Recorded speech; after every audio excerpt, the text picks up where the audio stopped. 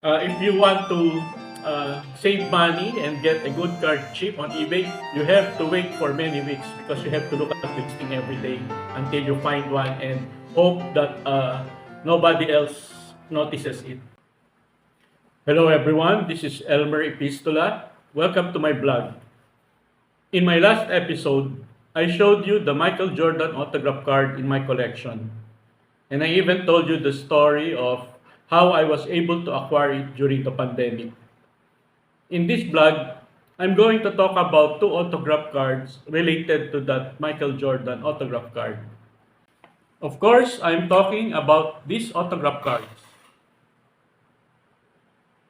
And I know you know who these players are. As we all know, Scottie Pippen and Dennis Rodman, along with Michael Jordan, make up the trio that won the Chicago Bulls team of the 1990s 6 NBA championships. They're also the main reason why many NBA superstars from that era don't have championship rings on their fingers today. And these superstars include Patrick Ewing, Charles Barkley, and Karl Malone. Now, let me show you the Scottie Pippen autograph card in my collection.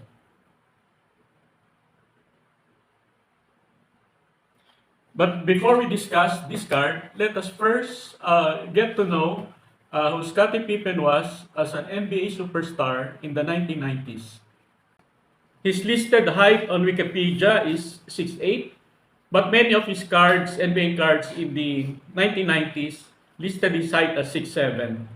Okay, as we all know, he has 6 NBA championships with Jordan, and he was a 7X All-Star.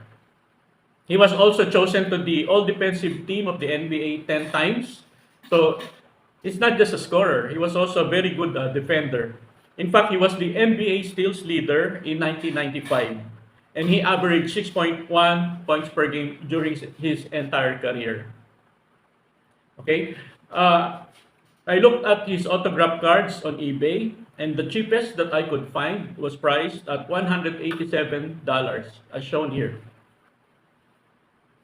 And the most expensive Pippen autograph card on eBay today is listed at $8,000, as shown here. I estimate the average cost of his autograph cards to be about $500 based on the eBay listings. So if you want to acquire a Scottie Pippen autograph card and would like to have a good range of choices, you'll have to have a budget of around $500. Let me show you the Scottie Pippen autograph card in my collection. As you can see, it's a leaf card because leaf cards are generally cheaper than Panini cards as far as autograph cards are concerned. And since I just want to have a Scottie Pippen card in my collection and it doesn't have to be the best one out there, I decided to just go for something that is good looking. As you can see, this is no pushover. This is a good autograph card. Even the autograph itself is very clean and clear and nicely positioned on the card. And the card itself is very attractive. So even if it's not an expensive card because it's a gift card, I still like it very much. Even before the pandemic, when I went to Robinson's Galleria, where I spotted Scottie Pippen autograph there, displayed there, the cost was around 4,800 pesos. So I couldn't afford that back then. So I just decided to really wait for my opportunity to get a Scottie Pippen autograph card on eBay. If you want to save money and get a good card cheap on eBay, you have to wait for many weeks because you have to look at the listing every day until you find one and hope that nobody else notices it. I think that is what happened here, which is why I was able to get it for a low price. I found it and nobody else who's serious enough about buying it found it, just like I did. Now let's talk about Dennis Rodman. His height is listed on Wikipedia as 6'7". However, many of the common cards that I saw in the 1990s listed his height as 6'9", so I don't know which is correct. Rodman is a 5x NBA champion, but only three of those are with the Chicago Bulls. Two are with the Detroit Pistons in the early 90s. He was also a 2x All-Star and 8x All-Defensive Team player. So he was a really very good defender. In fact, he was Defensive Player of the Year two times, 1990 and 1991. He was also the NBA's rebounding champion seven times. So he was a really good rebounder aside from being a good defender. To show you what this means, let's look at two clips involving the unguardable Shaquille O'Neal. Here's the first clip. Here, Shaquille is not being guarded by Rodman, and he was simply unstoppable and dominant.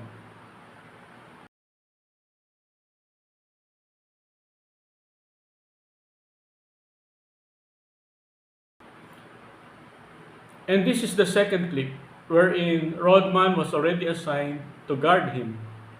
As you can see, Shaq's game has completely changed. Now he is missing his shots. That's how good Rodman was as a defender.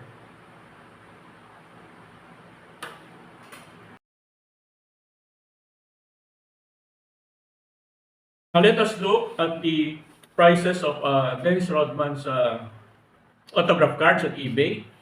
The lowest price that I could find is listed at $40 as shown here. Rodman's highest price autograph card on eBay today is 2.5K as shown here. I would estimate the average price of Rodman's autograph cards on eBay to be around $90. So if you have $90 to spare for a Rodman autograph card, you'll have a good range of choices already in the middle. Okay? Now let me show you the Dennis Rodman autograph card in my collection. This is also a leaf card, so it's not that expensive. But as you can see, it is still a good looking card, all in all. The picture is attractive, and the autograph is clean and properly centered. So I like this card, all in all. The only thing that I don't like about the autograph is there's a part there wherein the ink is not as heavy as the ink in the other parts. I don't really consider it a flaw because the autograph looks good, but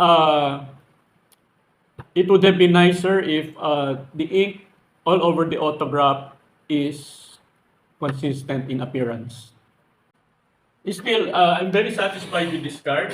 I think I only bought this for 2,200 pesos on eBay. Uh, at that time, that was really a very good deal because most of the Rodman cards back then are more than 3,000 pesos. But I noticed lately that Rodman autograph cards have started to go down in value. I hope you enjoyed my vlog tonight. Thank you very much for watching. Have a pleasant evening.